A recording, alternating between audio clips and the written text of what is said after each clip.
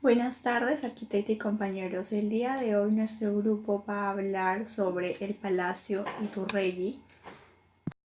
En cuanto a su ubicación, está en Perú, Departamento de la Libertad, Provincia de Trujillo, Distrito de Trujillo. Para ser más exactos, está en el centro histórico en Girón Pizarro número 688. En cuanto a valor cultural, encontramos valor histórico detallado en una línea de tiempo. Empieza en el siglo XVIII. El solar donde actualmente está ubicado el Palacio Iturregui era la casa familiar de los marqueses de Bellavista. En 1795 muere la segunda marquesa de Bellavista, llamada María Josefa Muñoz y Santoyo. Luego de su muerte, ella hereda el inmueble a su hija y luego de el deceso de la misma, el poder pasó a su hermano Juan Manuel Cabero y Muñoz, último marqués de Bellavista y primer alcalde de Trujillo republicano. Y en 1841 fue vendida en estado de ruina por el último marqués de Bellavista a Juan Manuel de Iturregui, prócer de la independencia nacional. En el siglo XIX, Juan Manuel de Iturregui edificó la casa trujillana más importante de la época, destinada a albergar a su familia. La habitó con su esposa, Manuela González Sáenz de Tejada y Martínez de Pinillos, y su único hijo, Juan Manuel Claudio Iturregui González. En 1871 fallece Iturregui y en 1879 fallece su esposa y queda como único heredero su hijo, Juan Manuel Iturregui González. Por último, tenemos que el 4 de abril de 1973, la Asociación Administradora de Inmuebles Santo Dominguito, que está dirigida o representada por el señor don Stanislas Potocki Iturregui, bisnieto del prócer lambayecano, vendió definitivamente el Palacio Iturregui a la Asociación Club Central de Trujillo, representada por los señores Fernando de Orbegoso, Álvaro Canales Ganosa y César González y Vázquez. El Club Central de Trujillo se comprometió y asumió la obligación de preservar y conservar este magnífico local. En cuanto a valor documental, también graficamos una línea de tiempo que inicia en el siglo XIX, que dice que durante los años que siguieron al proceso de independización y nacimiento de la República, Trujillo se mantuvo alejada de las guerras caudillistas que tenían lugar en Lima. Tal situación causó que la economía de la ciudad se fortaleciera, que hubiera comercio y apertura de inversionistas capitales extranjeros. Esto permitió la llegada de familias europeas, principalmente de Inglaterra y Alemania. ¿Por qué resaltamos esto? Porque en Trujillo hubo un cambio social y también hubo un cambio en la arquitectura, ya que se cambió los estilos, se cambiaron y se manifestaron diferentes estilos en las construcciones. Al Palacio Iturregui fue diseñado de acuerdo a planeamientos y elegantes proporciones de los palacetes romanos del sur de Italia a fines del siglo XVIII, constituyéndose como el más soberbio ejemplar de arquitectura civil neoclásica de las primeras décadas del siglo XIX. Otro acontecimiento importante es la Guerra del Pacífico con Chile, que se dio entre 1879 y 1833. Si bien no fue escenario de batalla, Trujillo aportó tropas para la defensa nacional. La ciudad padeció la ocupación por tropas chilenas. Durante ese lapso, el desarrollo y la economía de Trujillo se vieron afectadas, se estancaron y según lo que se cuenta, hubo bastantes saqueos y destrucciones y estas tropas chilenas fueron comandadas por el chileno Patricio Lynch. Otro hecho que ocurrió en el Palacio Iturregui fue que durante la ocupación chilena en 1881, la residencia fue ocupada por el coronel Arístides Martínez y su Estado Mayor. Y en 1930, el Club Central de Trujillo ocupó la planta baja en calidad de arrendatario del magnífico Palacio Iturregui, gracias a la gestión de su entonces presidente, el ingeniero Helio Dalmau Goicoechea, y a la comisión designada para tal fin, conformada por Juan Dalmau Goicoechea, Manuel Delfín Corcuera y Manuel Ángel Ganosa Chopitea. Bueno, y en 1932, tras la Revolución de Trujillo, el Estado amenazó con bombardear el local de prefectura, motivo por el cual decidieron instalarse en otro lugar y se trasladaron al Palacio Iturregui, en ese momento arrendado por el Club Central. Finalmente, otro acontecimiento que surgió en el siglo XIX fue que ya habían desaparecido las 5 portadas de la ciudad, así que durante esa época la muralla fue destruida y esto permitió el crecimiento y desarrollo de la ciudad de Trujillo. Valor estético o artístico. Podemos encontrar dentro de esto, en el Palacio Iturregui, jerarquía, lo que logra gracias a sus pórticos y puertas delanteras, que son de grandes proporciones respecto a la escala humana. Además, también sus 2 niveles, lo que hace que sea imponente frente a las otras construcciones de ese tiempo. Tenemos también el ritmo. La secuencia y la sucesión de las columnas en el primer y segundo nivel marcan una continuidad rítmica de la disposición de estos elementos. También tenemos simetría. Tiene una composición simétrica gracias a su planta típica de la época y también por sus volúmenes. Tenemos también la proporcionalidad, que alcanza una perfección gracias a sus proporciones, a través de sus escaleras de mármol y de sus columnas cubiertas. Otro punto que hace que logre un valor estético es la perfección en sus acabados, como son los de mármol, en la cerrajería y también en sus esculturas. Otro de los puntos es la singularidad. Las ventanas externas tienen las únicas coronaciones de Trujillo en hierro forjado en forma de peine, como las de Lambayeque, y también que sus muebles fueron exclusivamente hechos en París. Logra un nivel de monumentalidad gracias a sus capiteles jónicos y corintios, sus ventanas que terminan en peines y, por supuesto, que reflejan la totalidad de la composición simétrica de la arquitectura típica de la época. También se reconoce la sobriedad del edificio en el trabajo artístico que se puede ver en los protectores de los corredores de hierro fundido, y una sobriedad también gracias a su ornamentación. El edificio logra una armonía al verse desde el exterior de una forma imponente y en el interior con una disposición, decoración, arquitectura y mobiliario suntuoso también. Una monumentabilidad por sus capiteles jónicos y corintios, sus ventanas que terminan en peines y, por supuesto, reflejan en su totalidad la composición simétrica de la arquitectura típica de la época. También podemos observar sobriedad, el trabajo artístico que se puede ver en los protectores de los corredores de hierro fundido, y a la vez también podemos observar sobriedad por parte de su ornamentación. El Palacio de Iturregui fue construido en la década de 1840 y tiene una tendencia a un estilo neoclásico.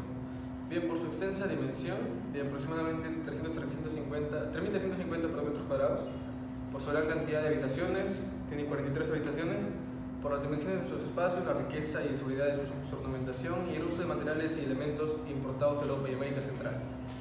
Usaron mármol para los pisos de los pasadizos, laja para los patios interiores, pino oregón para el piso de los salones, pan de oro para mamparas y puertas, estucado de yeso para cielo raso, y sus ventanas con rejas de fierro fundido y forjado, al igual que sus balcones de antepecho.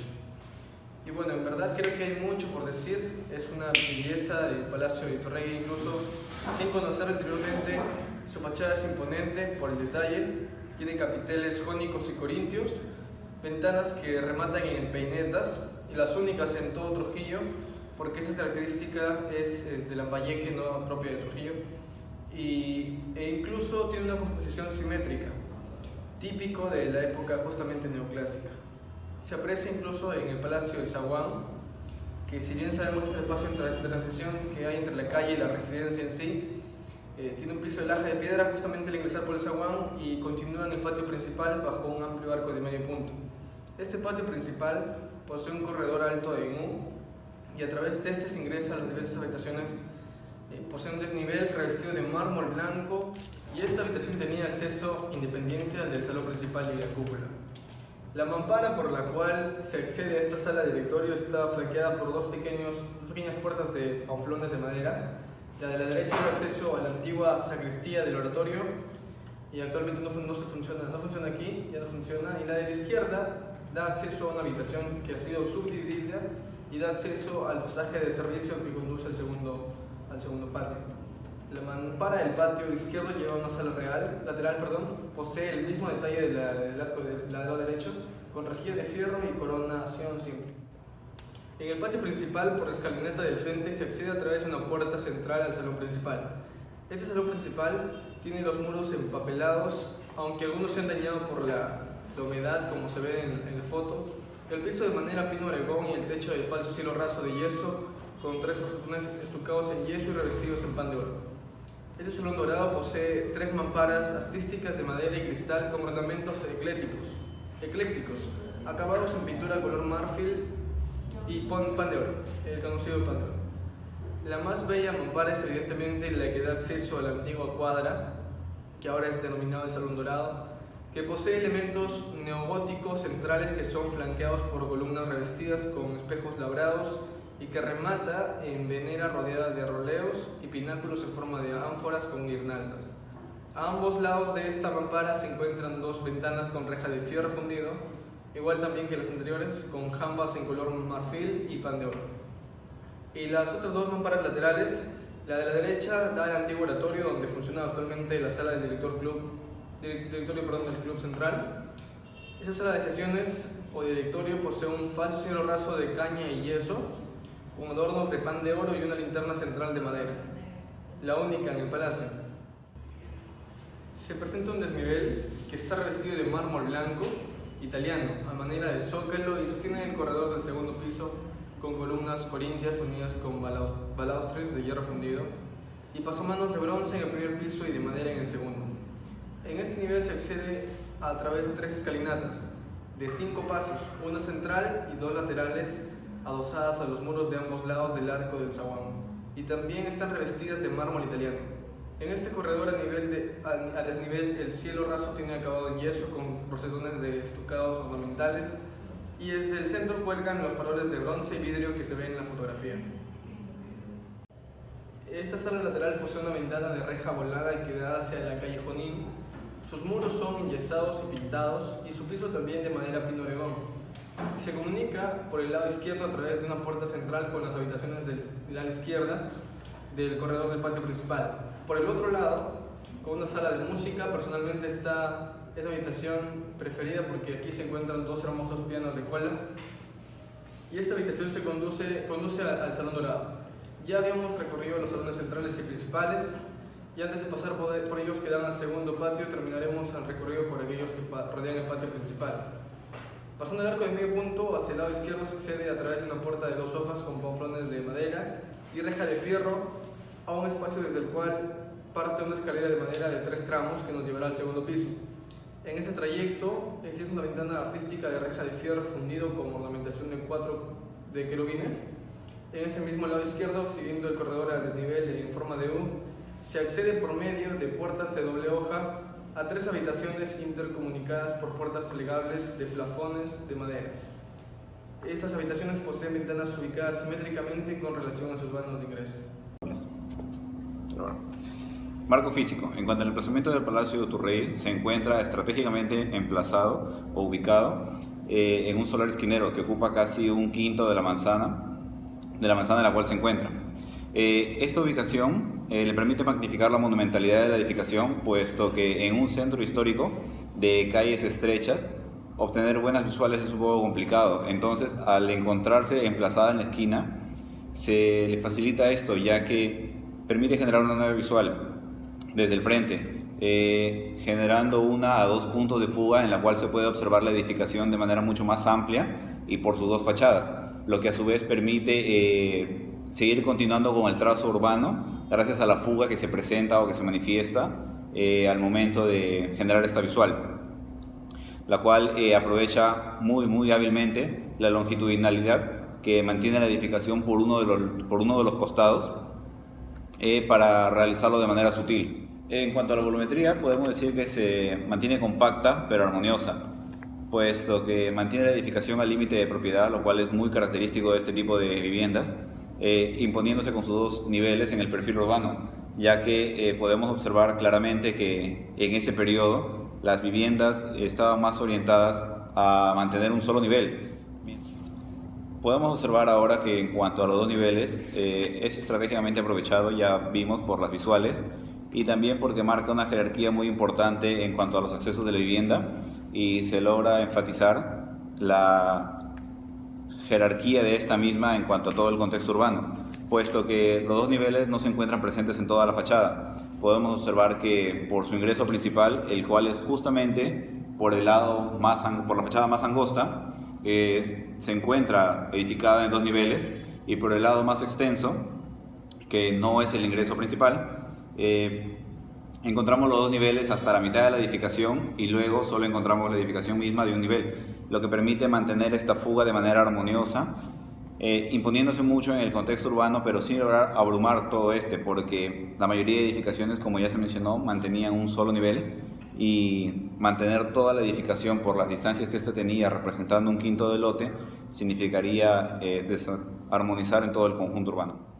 Marco sociocultural. Dentro del marco sociocultural podemos observar que actualmente en esta casona se desarrollan dos funciones importantes. En primer lugar, podemos encontrar salones que son destinados a servir de comedores para todos aquellos que deseen degustar los manjares locales. Además, también podemos encontrar diversas obras de arte, las cuales se encuentran en completa exposición todo el tiempo de manera continua, los cuales van desde óleos hasta grandes esculturas que representan los grandes aportes de la cultura local. Ahora, estos trabajos se encuentran expuestos por determinados periodos, lo que permite brindar una oportunidad equitativa a los artistas locales o a todos aquellos que quieran hacer uso de los mismos, de estos salones.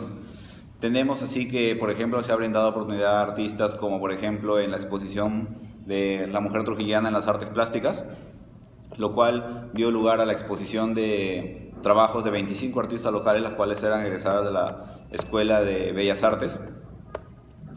Pudieron expresar todo el sentido y la cosmovisión del artista trujillano, la cual está muy ligada a la parte de las costumbres, a la parte de las tradiciones. De este modo, entonces, podemos entender que el valor cultural que representa el Palacio Iturrey es muy elevado y que tiene una inmensa conexión social, puesto que hay tradiciones que vienen desde mucho más antes y se siguen manteniendo, como por ejemplo es el caso de las exposiciones de arte, porque si bien es cierto, se presentan aquí en estos salones obras artísticas contemporáneas, pero también se mantienen algunas cuantas piezas históricas o materiales muebles de diversos próceres de la independencia del Perú que la gente muy a menudo suele visitar. El sistema constructivo era de la época virreinal. Utilizaron los pisos en la par de los pasadizos, trabajados en colores grises y oscuros, presentando una trama. El material fue mármol italiano. Los patios exteriores, trabajados en color laja negra, en una cuadrícula 45, desde el ingreso del zaguán. Material piedra laja. Los salones se utilizaron para representar la jerarquía de los ambientes principales. Material madera pino oregón. Las puertas utilizadas en los interiores y las mamparas en ambientes importantes. El material utilizado fue la madera pan de oro, la rejilla de fierro fundido. Los muros son de adobe, de una capa de torta de barro y pintura, en algunos tapizados, material barro y tierra. Zócalos utilizados para rematar espacios o elementos como escalinatas en material mármol italiano. Las ventanas y los balcones fueron hechos de fierro fundido y forjado. Las ventanas rematan en peinetas, mayormente vistas en las fachadas, y los balaustres De fierro fundido los pasamanos de bronce del primer piso y de madera el segundo piso. Los techos utilizaron silo raso, el techo son de madera y con una torta de barro endurecido se revistió con yeso, además de artesonados de madera, el material estucado de yeso. Los elementos característicos del palacio fueron las estatuas, 4 estatuas esculpidas importadas de Italia, con el fin de reflejar la belleza de la alta alcurnia de la época. El material utilizado aquí fue el mármol italiano. La policromía barroca fue una técnica de pintura de mural marmoleada. Se encontraban los estucados y pintado al fresco, una imitación de mármol en los diferentes ambientes de la casa, para reflejar la majestuosidad del arte italiano en la edificación. Utilizaron como material el color marfil y pan de oro. El valor de autenticidad del Palacio Iturriaga es considerado como la más hermosa de toda Sudamérica. La remodelación de la propiedad fue cambiando con respecto al concepto arquitectónico de la ciudad. Adoptó características europeas del Palacio Romano, y según Esquier, los trabajadores y artistas fueron traídos de Italia y Francia, y los muebles fueron hechos específicamente para ella en París. Debido al contraste que existe entre otras casas trujilianas de un piso, la casa Iturriguí comenzó a llamarse Palacio. En la época virreinal del Perú y en la actualidad representa un ícono de la vida de la élite de Trujillo y la majestuosidad de la arquitectura. Actualmente es la sede del Club Central de Trujillo. Interés funcional. El coronel Iturrégui inició la remodelación del inmueble cambiando el concepto arquitectónico de la ciudad. Adoptó los cajones europeos del palacete romano y según Esquier se trajeron obreros y artistas de Italia, Francia, y el mobiliario fue confeccionado expresamente para ella en París. Debido al contraste que existía con las demás casas trujillanas de un piso, la casa Iturrégui empezó a llamarse Palacio, siendo una de las mejores de Sudamérica por ese entonces. Actualmente estos salones corresponden a una sala multimedia que tiene juegos y un área de lectura. En los intereses económicos, actualmente este palacio tiene un gran valor económico debido a la constante visita de los turistas y algunos trujillanos interesados en la historia presente en el local. En el precio del tour en el palacio está de los 67 soles de manera individual y es pagado por cada visitante, por cada alumno. El interés social se encuentra, sabemos que está ubicado en el Girón Pizarro, número 688. La casa fue considerada la más bella de Sudamérica. Fue construida en el año 1842 con un estilo neoclásico. Durante el siglo XVII, cuando Trujillo era una ciudad de lujo y descanso, las mansiones eran un símbolo de orgullo ciudadano y la riqueza de los señores del campo, que lograron magníficas construcciones arquitectónicas de ventanas con barrotes característicos en la era colonial y balcones famosos en la era republicana. Este palacio está bajo el cuidado de varias instituciones, entre ellas el Instituto Nacional de Cultura, el Proyecto Especial para la Recuperación del Patrimonio Monumental de Trujillo y la Dirección Regional de Cultura. En este último presenta la participación del municipio de nuestro pueblo. Defensa Civil también participa. El valor de pertenencia. El valor de pertenencia se refleja en gran parte a Juan Manuel Iturrégui, quien fue prócer de la independencia del Perú. Aportó a esta independencia mediante un fuerte apoyo económico, además de ser amigo de don José de San Martín. La casa de Iturrégui o el Palacio de Iturrégui fue declarada Patrimonio Histórico del Perú el 23 de enero de 1973 y fue considerada en su época como la casa más hermosa de Sudamérica.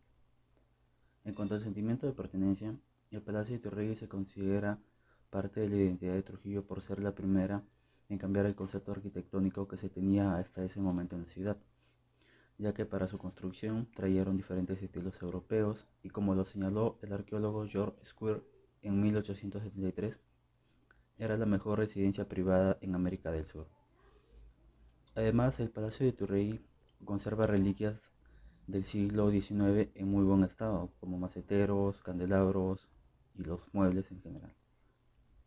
En cuanto al sentimiento de continuidad, a pesar de los diferentes propietarios a los que ha pertenecido a lo largo de los años y de ocupar otras funciones, no solo de vivienda, ha logrado mantenerse en muy buen estado de conservación y es sin duda una de las mejores casas preservadas dentro del centro histórico de Trujillo.